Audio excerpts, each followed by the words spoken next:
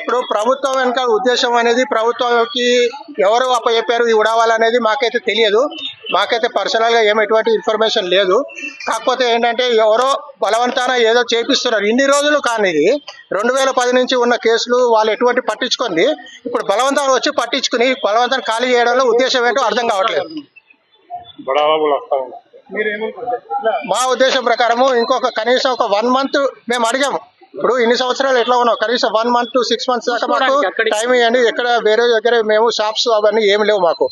వేరే దగ్గర ఒక్కసారి ఇంతమంది మేము అందరం వెళ్ళి ఒక చోట ఉండాలంటే మాకు ప్లేస్ దొరకదు. కాబట్టి ఒక నెల రోజులైనా టైం ఇవ్వమన్నా కానీ ఇవ్వకుండా ఇప్పుడు బలవంతాన్ని కాల్ చేపిస్తున్నారు.